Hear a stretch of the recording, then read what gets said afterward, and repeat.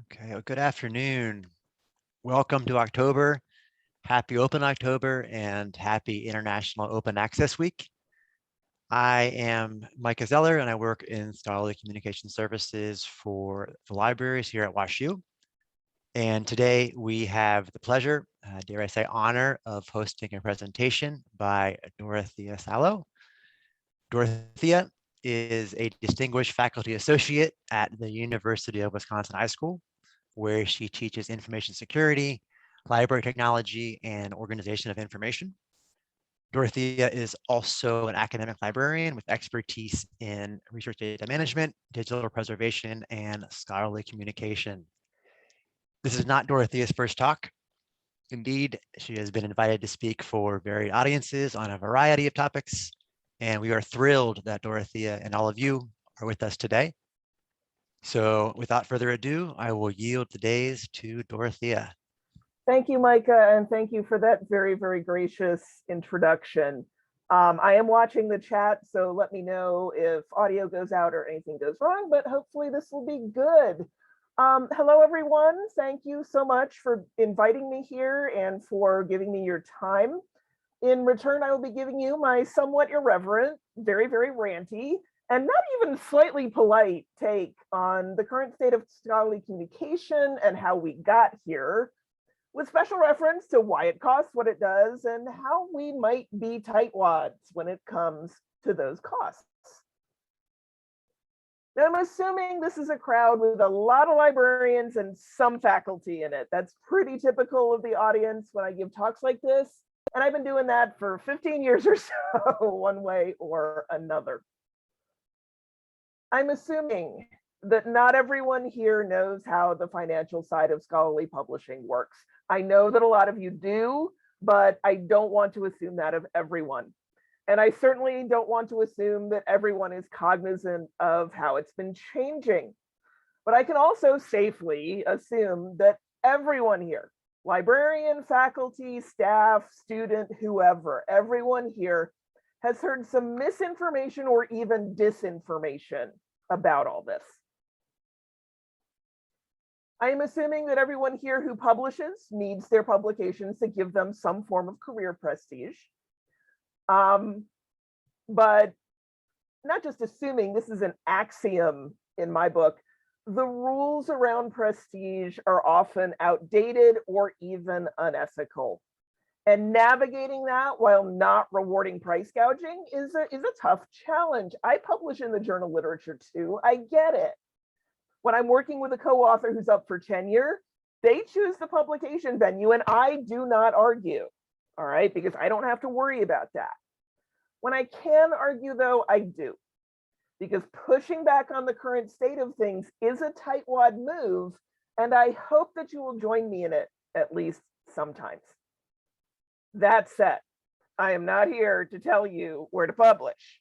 It is not like y'all would listen if I did. Like, I worked as a librarian doing the scholarly communication stuff way too long, all right? And I've actually promised myself that this is the very last talk that I do about it. So what I'm going to do today is not tell you where to publish, but to explain what's going on, how it's completely dysfunctional, how we can survive it anyway, and how we might even change it. So let's start explaining where we're at right now by envisioning the good spaceship, your library, flying happily through the galaxy. Classically, and by that I really mean in the print era, here's how the good ship library gets the journal literature to planet faculty and students, of course, but let's be real here. Faculty mostly just drive how the good ship, your library runs. The good ship, your library sends money to publishers who send journals to planet faculty. And of course, I am making this sound a lot simpler than it actually is. I want to acknowledge that explicitly, though, because I've met a lot of people who actually seem to think it's this simple. It is not. And if I tell you it is, I am insulting a lot of hardworking and highly skilled library folks, and that would just be wrong of me. So I'm not telling you that. It is not this simple. I'm just using this as an approximation, all right? One thing I want to notice, or I want you to notice about this setup though, is that Planet faculty has no idea how much money is going from the Good Ship Your Library over to the publishing establishment. And I don't want to just blame faculty here. I am also going to point the finger at both the publishers and the Good Ship Your Library on this. These days, publishers write non-disclosure agreements into journal licenses, so their prices get kept secret, okay? And straight up, it was way too long before librarians started pushing back on those non-disclosure agreements. And this is actually really problematic. Ask any economist. Whenever the person who wants the stuff is a completely different person from the person who is paying for the stuff, whenever information about prices is kept secret by NDAs, that is a recipe for price gouging.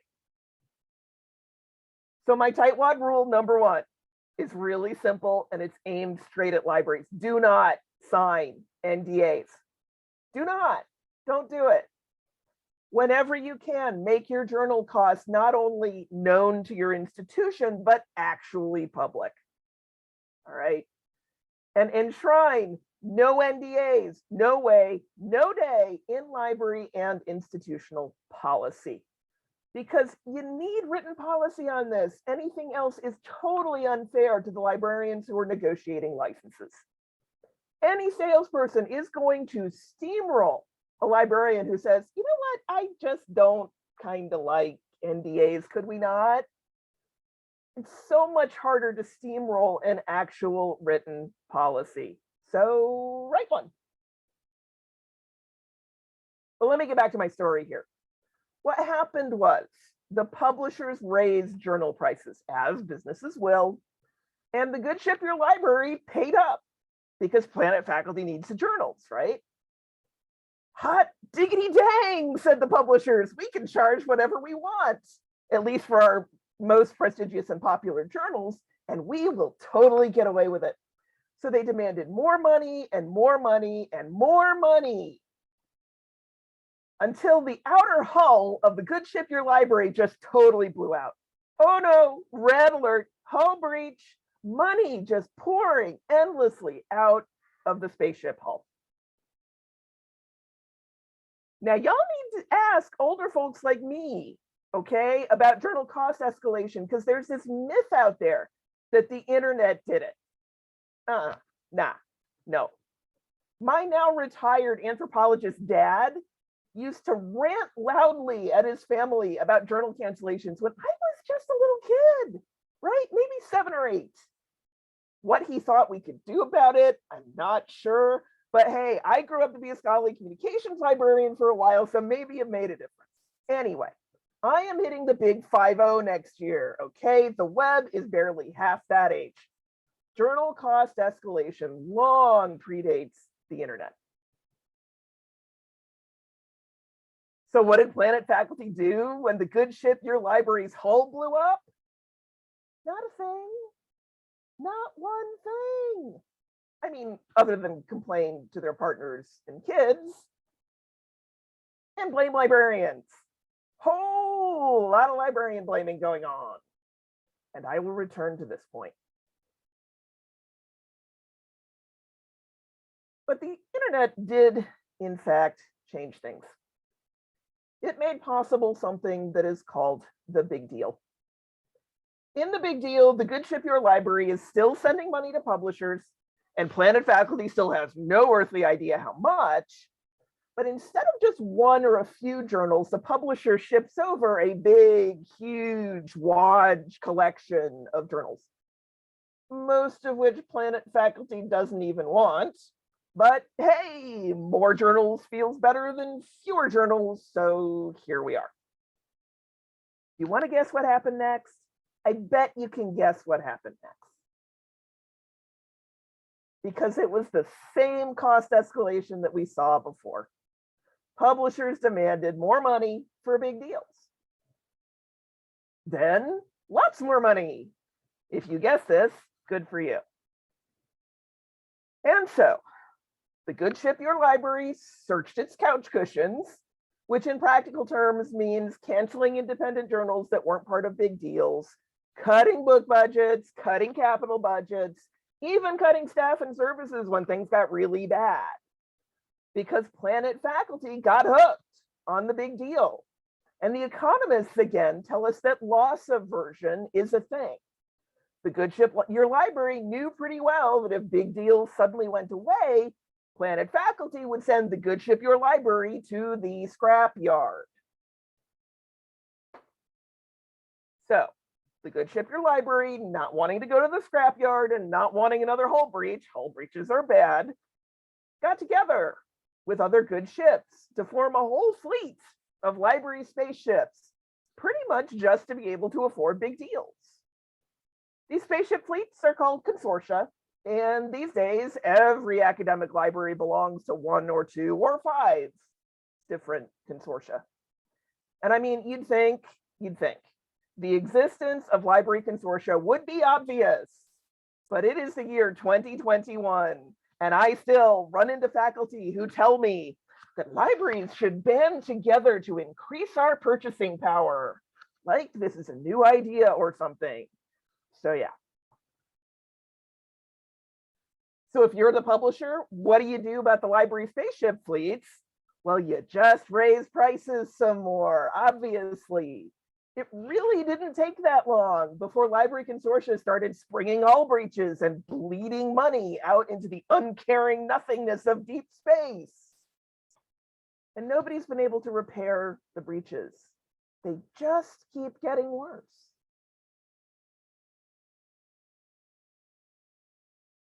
So, said Sherlock Holmes, what did Planet faculty do in the nighttime about all this?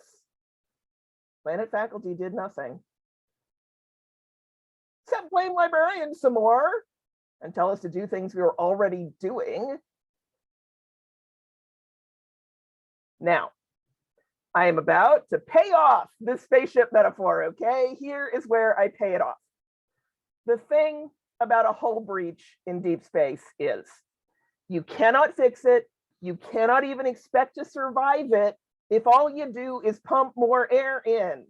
The air that you pump in will just bleed out into space some more. That is not a fix. By the same token, pumping in more money will not fix the situation that we are in with journal costs. Price gougers just suck the new money out of libraries and library consortia the same way they did the old money. So I'm going to say this louder. No amount of money fixes this. The whole system has got to change. We cannot keep trying to fly the good ship Your Library with constant hull breaches. How does the system need to change exactly? Honestly, we're still kind of working on that one.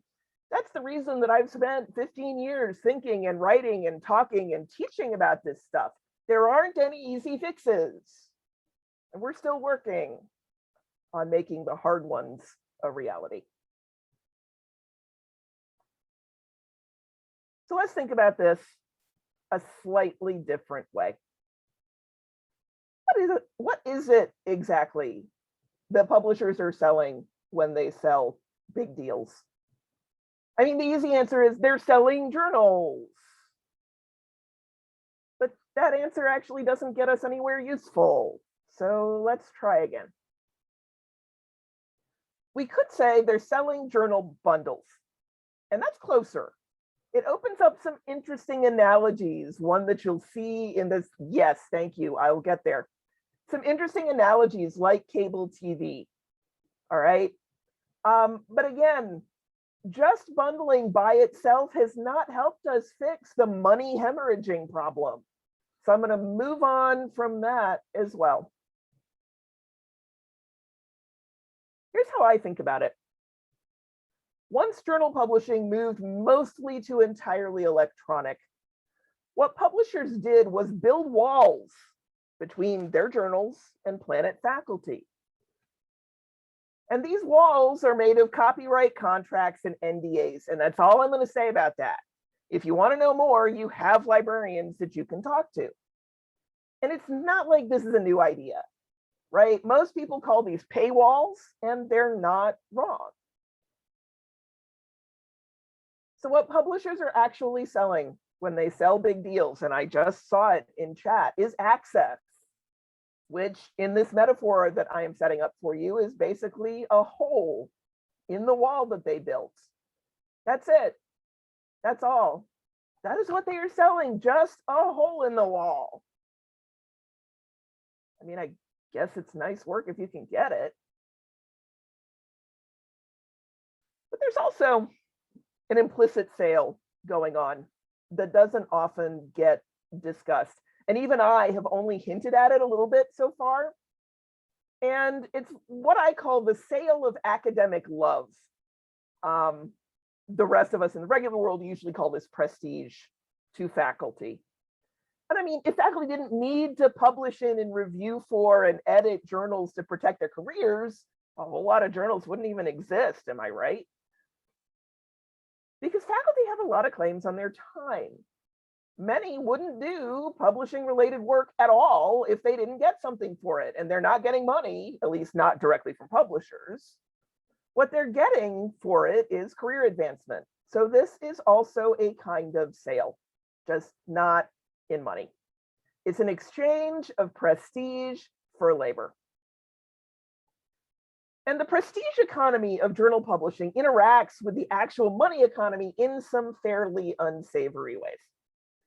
Planet faculty, for example, will insist that the good ship your library purchase certain journals, not because faculty read them, not because they're actually any good even, but because faculty publish in them, or faculty hope to publish in them, or faculty think they lose prestige if the library doesn't have them. Which means that whoever publishes that journal has a huge negotiation advantage over the good ship your library, which in turn lets that publisher price gouge. And this brings me to Tightwad rule number 2. Don't y'all let me catch you using journal impact factor in tenure and promotion. It is flagrantly unethical. It is uninclusive. It is definitionally and mathematically indefensible. It is just wrong. And for my purposes today, this use of journal impact factor feeds the prestige system that helps big deal price gouging wall builders hold entire fleets of spaceships to ransom. So stop it. Just stop. There is no excuse. There's a corollary to this rule. It has to do with all the cute little startup toys that way too many college and university administrators are buying to measure faculty productivity or measure faculty impact. Like, there are days I am so happy I am academic staff and not faculty, I could not begin to tell you. I am not subject to this nonsense. Don't buy this garbage. Y'all just don't. Especially if it's relying on lists of good journals. Not only is this grossly punitive, right? And once again, grossly uninclusive, it is just journal impact factor through a back door. And it just empowers the price gougers again. Don't buy these things. And hey, I said today was about being a tightwad, right? You can save money by not buying this garbage. Don't use this stuff and protest its use when you can. Allow me to introduce to you, if you have not run into it before, the San Francisco Declaration on Research Assessment, or DORA, which is explicit about dumping journal impact factor out of tenure and promotion practices. Read this. Get all your colleagues to read it, then get them all to sign it. Because the best time to stop this abusive and unethical use of journal impact factor would have been before it started. But the second best time is now. Okay.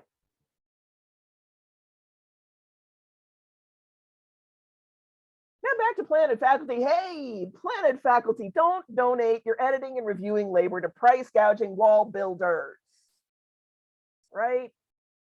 I am not saying never edit, never review. All right, I have edited journals and I absolutely do review for journals.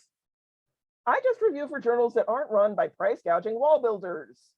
And I happily invite all of you to do the same. Trust me, I have not been in any way scant or short of reviews to do. All right, let's return to this idea that publishers sell holes in walls. And the more I say this, I'm just like, wow, what a business. Open Access asks, why is there a wall?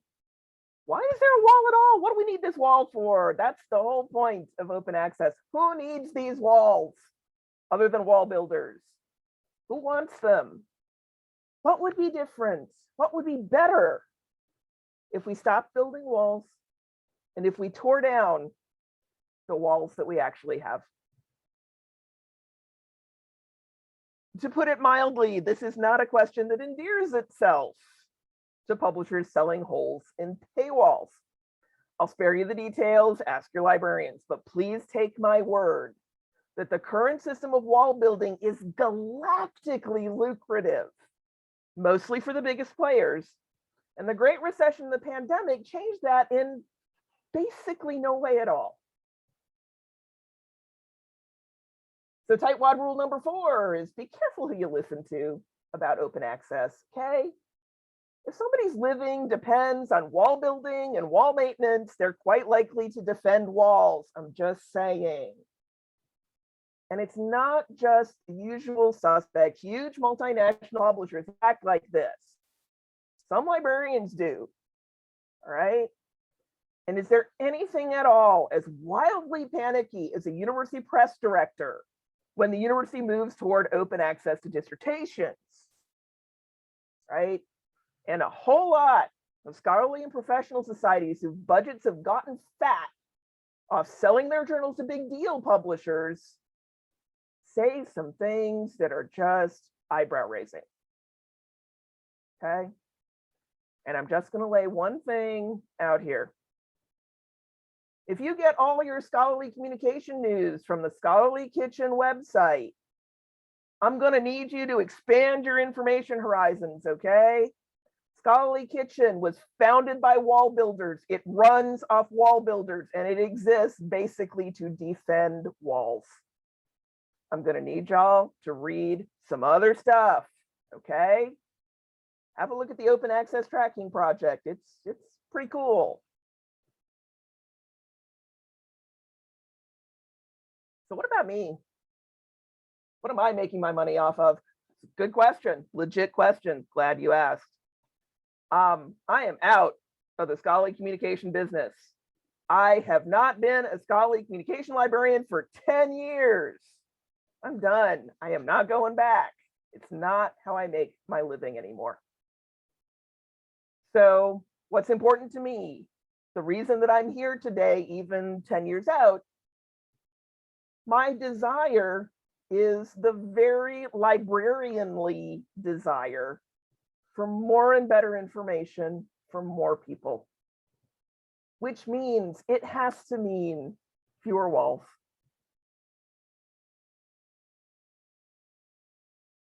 Okay. The thing about open access is, I mean, there are lots of things about open access, but the thing about open access is it's not the trumpets at Jericho, okay? It doesn't automatically break down all the walls. Right now, today in 2021, the walls are still there. There are still walls. And we can take for granted that wall builders do not want us dismantling walls. And they do want us paying for holes in their walls, or at least paying for something. So one of the things we're seeing right now that I don't have a whole lot of time to discuss today, but just to lay it out there, is that the very biggest of the price gougers are buying up startups in other areas of the research process, like citation managers, electronic lab notebooks, data repositories, stuff like that. Okay. The hope here, I think, is kind of Microsoft in the 1990s.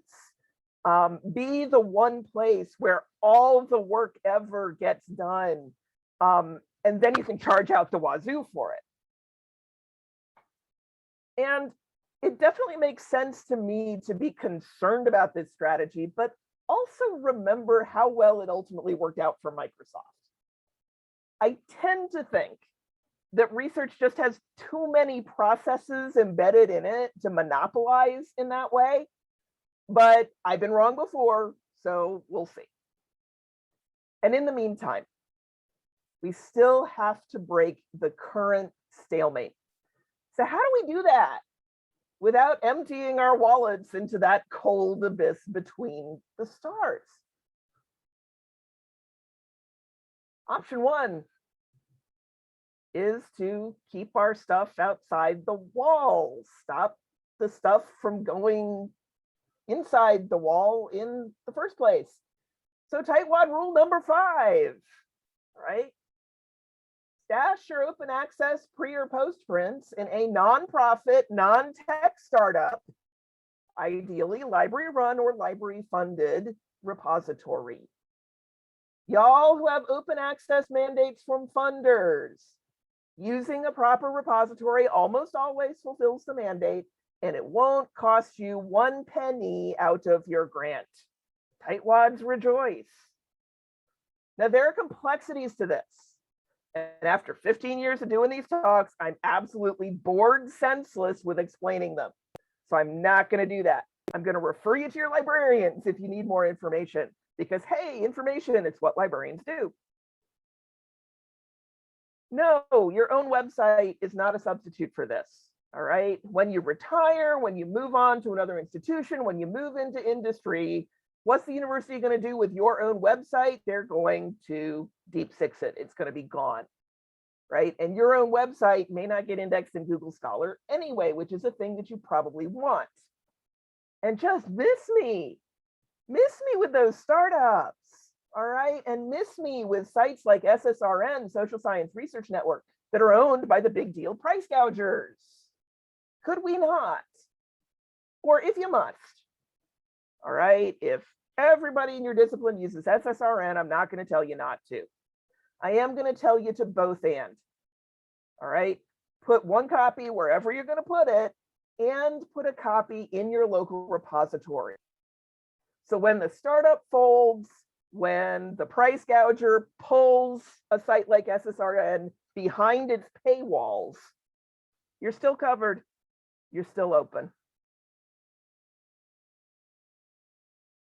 Washington University, you have such a repository available to you right where you are. From the good ship, your library. Now, full disclosure, it is running on a service that got bought out by a big deal price gouger. Not my favorite thing in the world, but I'm willing to bet that the good ship, your library, will manage to keep your work available openly long after the price gouger in question is space dust.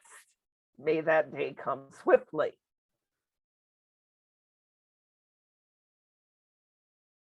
And because I don't pretend everybody here is in this thing, this open access thing, for the pure altruism of it, let me point out that posting your work to the repository improves your Google juice and stands a good chance of getting you cited more. True story. I'm gonna be telling this story till I retire, y'all. My first published journal article, Innkeeper at the Roach Motel, had been cited 4 times by the time it actually appeared in print.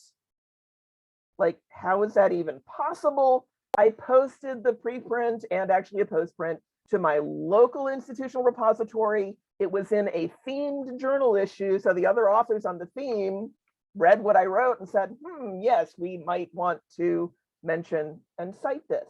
4 sites before it was even published, y'all. The power of open access.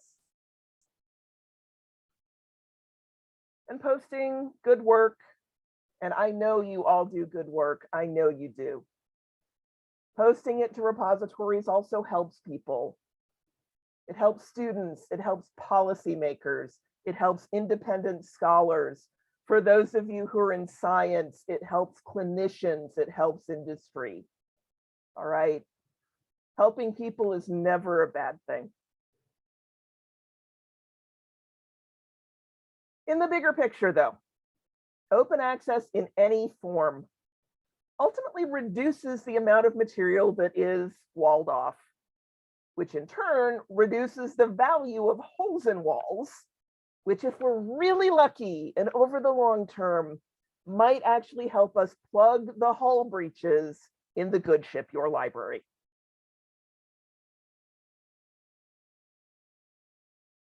Now, a thing that I have not said today is that publishing costs nothing. Y'all just miss me with that too. I used to be a typesetter. I used to be a format conversion practitioner for scholarly publishers, and I'm currently a digital preservation expert, right? That's just one of the things I do. I assure you that publishing is free is some kind of garbage, and I don't want to hear it. But we don't have to pay for walls, is the thing. We can just pay for the actual work of editing, of typesetting, of conversion, of website maintenance, of proper metadata, of indexing, of information security, of digital preservation, all that work, we can pay for that without paying for the walls.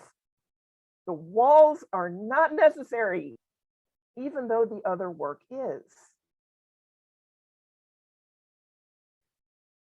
Now, on the level of an individual paper or an individual author, this idea shows up as what are called author side fees or article processing charges, which, as a lot of folks have noticed, can be nosebleed high, right? Probably will not surprise you that there's a strong and direct correlation between journals whose publishers are price gouging wall builders and journals with nosebleed high author side fees.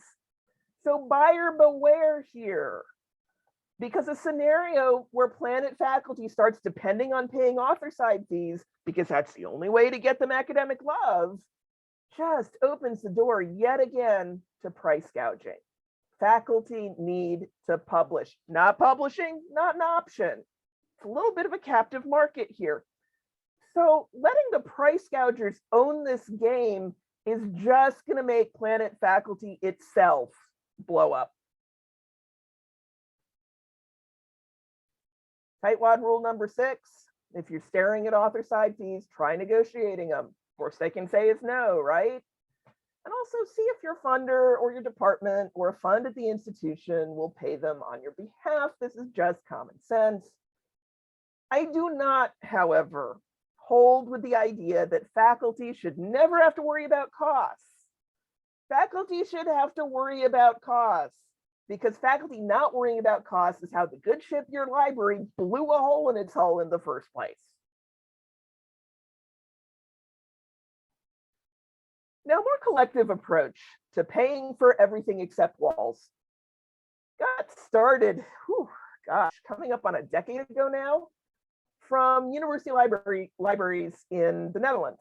It got picked up by Germany in an absolutely epic, like you could make a movie out of this, an epic saga spanning 3 or 4 years.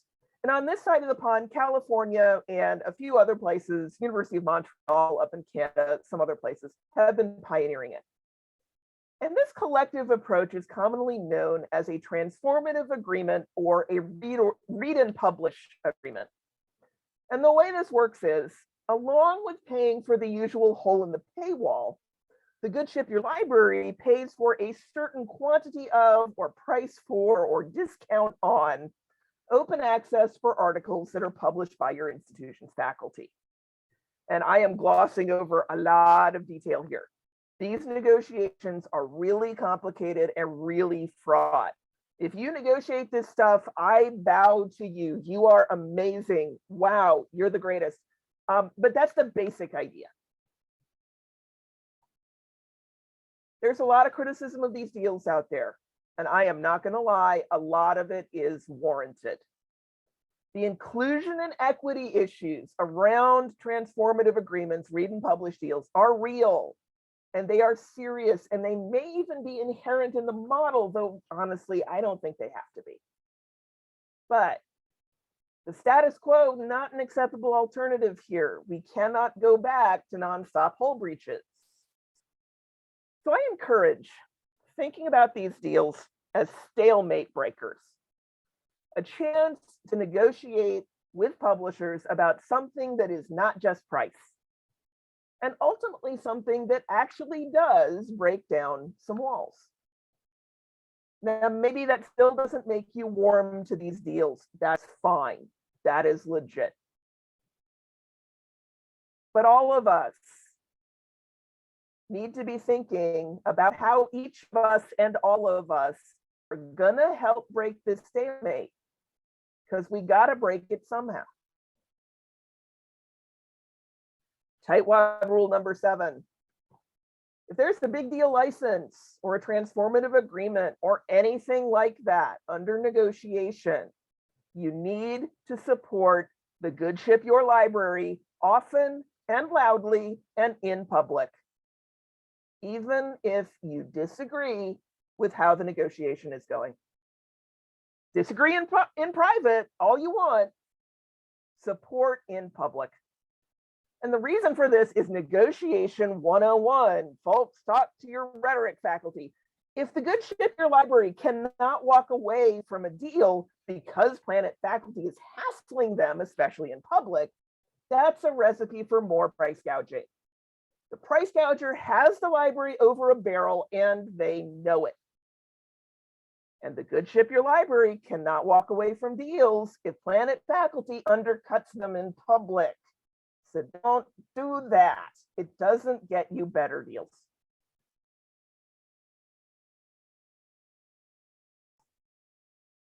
Option 2A, I just want to point out the possibility of consciously and deliberately reallocating money to publications and publishers that don't put up walls. Probably my favorite example, and I should disclose here that I've done unpaid advising work for these folks, is the Open Library of the Humanities. Check them out. They're amazing. They publish really excellent stuff, and they are making it work without building walls. It can be done when the money is there. I really want to see the good ship your library ensure that the money is there. Whether it's Leslie Chan's 1% solution, David Lewis and his 2% solution, however you want to play it. But if open access is anything more than lip service to you, put your money where your mouth is. Which brings me to the third option for dealing with hull breaches. Stop paying for walled off stuff. And in a way, this is nothing new. Like I said, journal cancellations are half a century old if they're a day. But with big deals, it gets more complicated, as anything big deal related tends to do. Partly out of necessity, partly out of wanting to break the stalemate, we are seeing more and more libraries and consortia busting up and working around big deals and explaining how they did it so that others can do it too. Now, SPARC, which is an initiative of the Association of Research Libraries here in the United States, is keeping a public list of these. And there's a growing journal article and case study literature in LIS about how to do it. So if you're curious, check out SPARC. And as always, talk to librarians. Now, I've been reading this literature and watching presentations on it and talking to my e-resource librarian friends for a long time.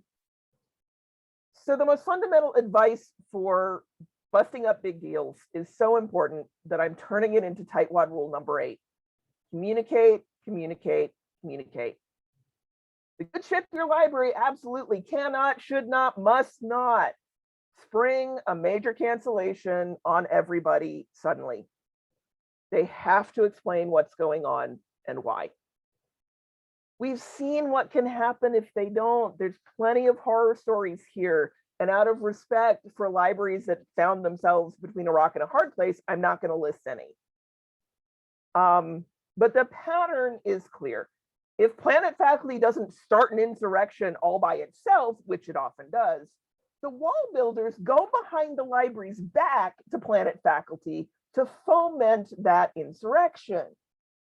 The only way to cut that off is to communicate early and often. We know this by now.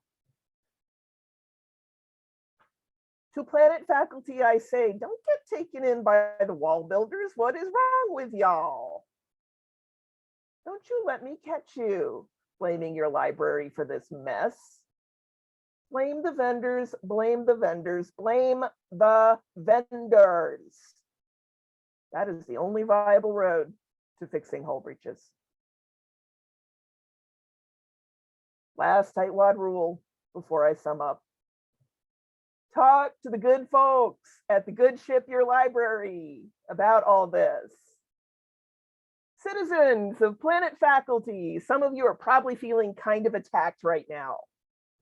And I'm not going to say that you are wrong to feel that way. I will say, though, that the flack that I have thrown at y'all today is nothing.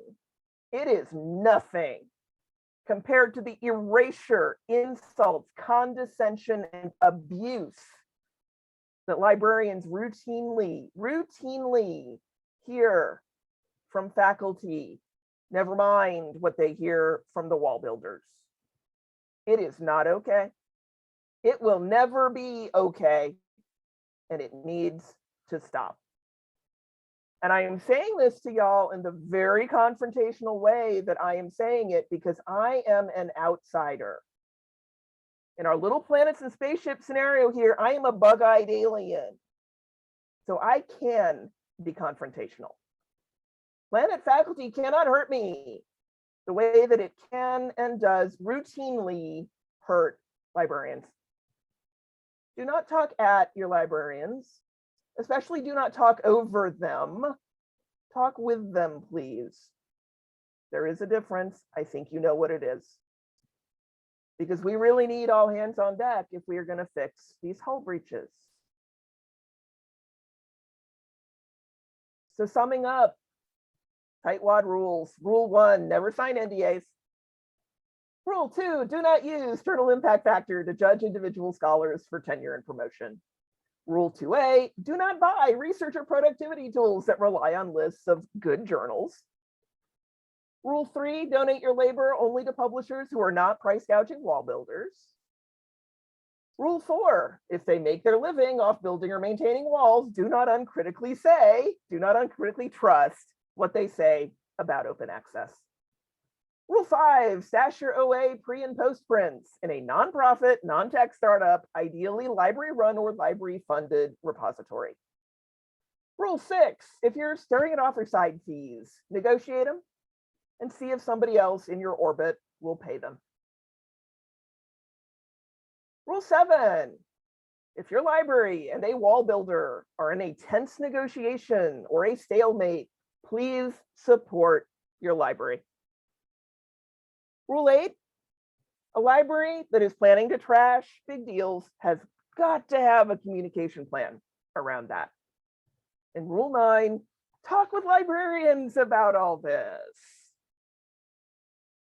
And that's what I've got for you today. I thank you all again for being here and for being the amazing people that you are.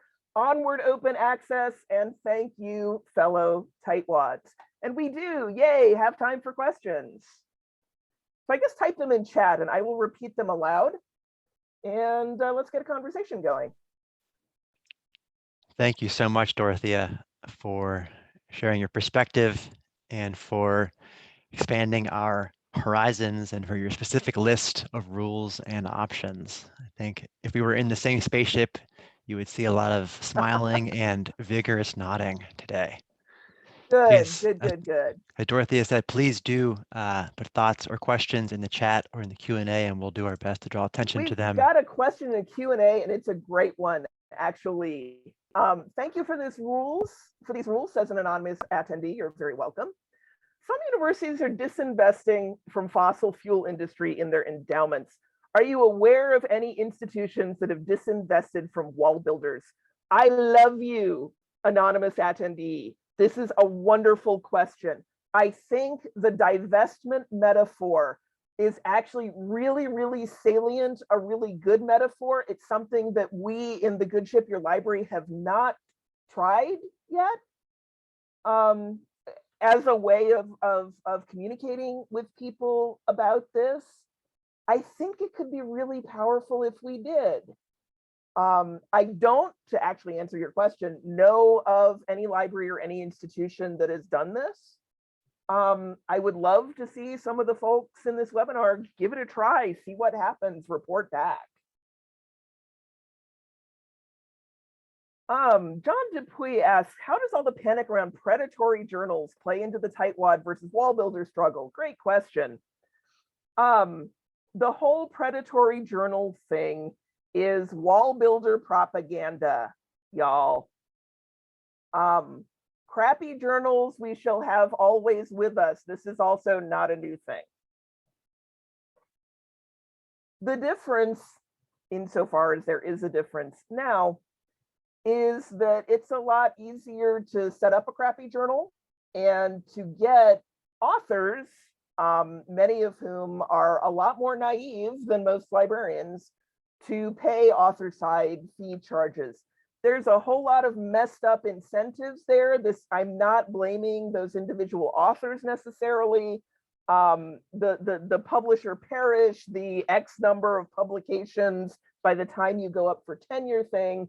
These are just really, really messed up incentives, and we can do better. It's a lot of the problem.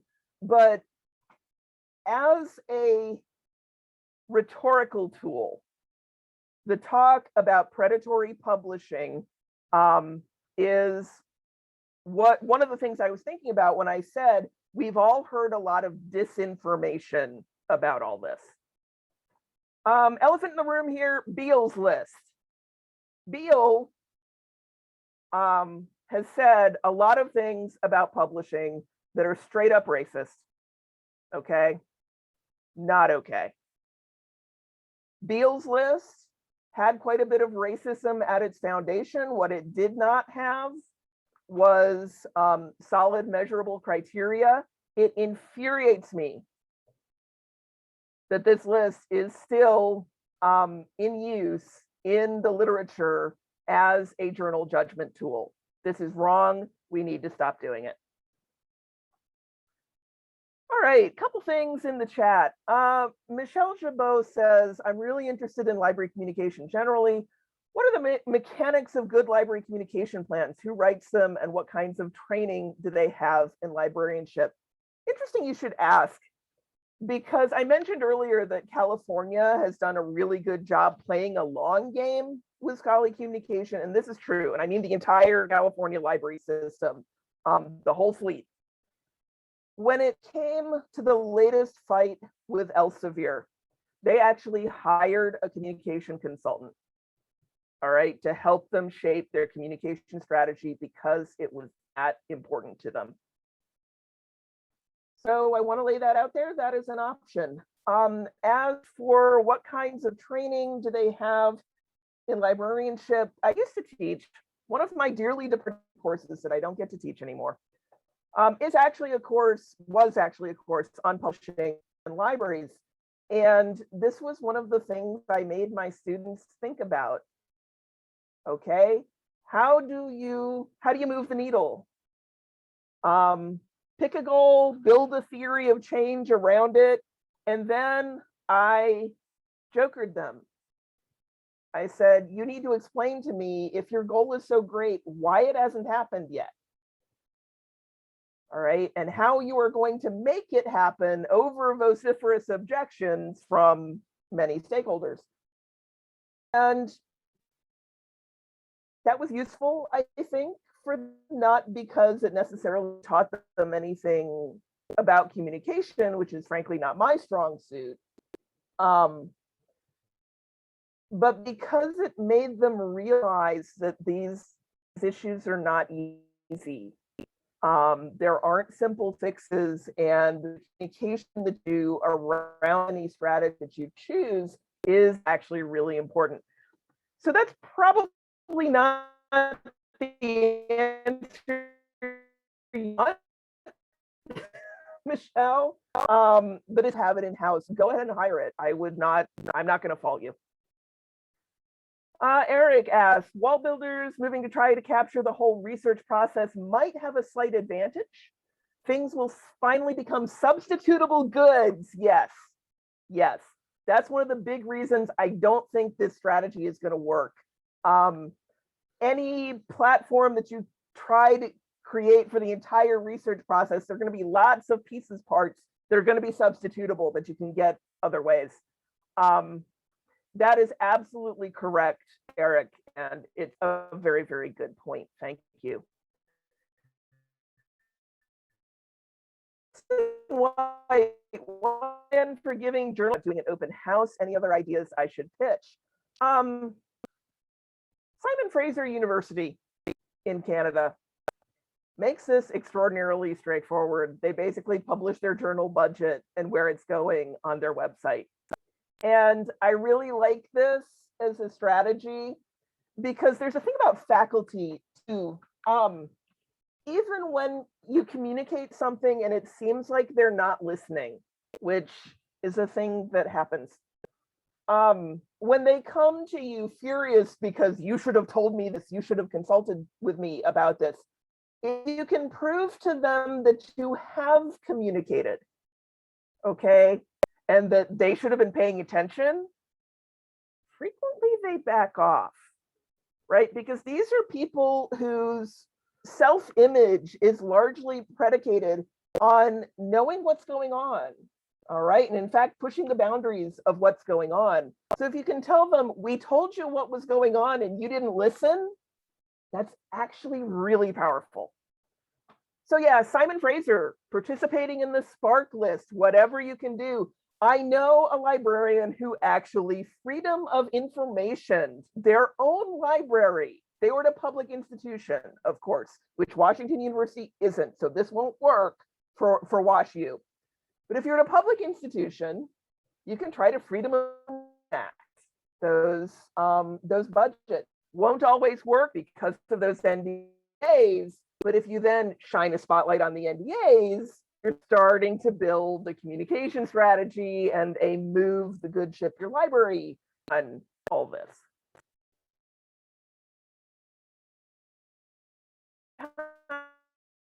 Academic trainees can take positive actions toward these ends, especially if their faculty advisors are big supporters, reviewers, editors for prestige journals. Anonymous attendee, I love you and I feel for you and thank you, right? The whole subtext here is that you are not in a position of power, and that is correct, you are not. But there are still things you can do.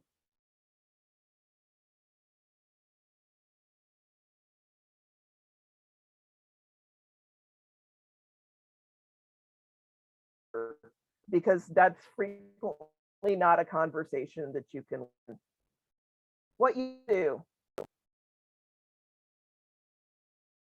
The way copyright works in the United States is that if something is jointly composed, like a journal article with multiple authors, all of the authors hold copyright in it.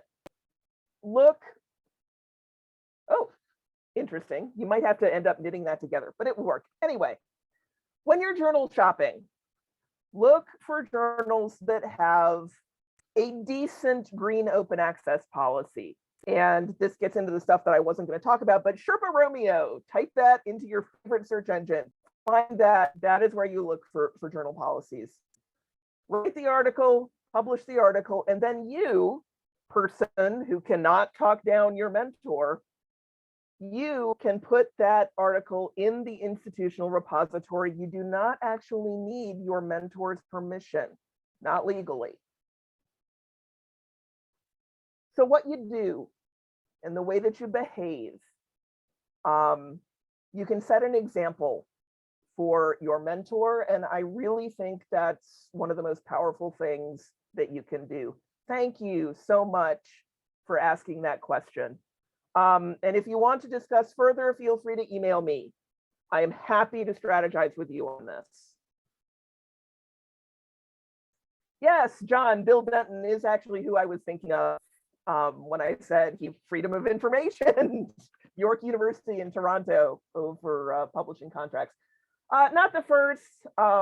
Bergstrom, that guy over in California, had a little bit of a cottage industry for a while on sunshine lawing university libraries to get hold of journal contracts. But again, NDAs get in the way. Please don't sign those.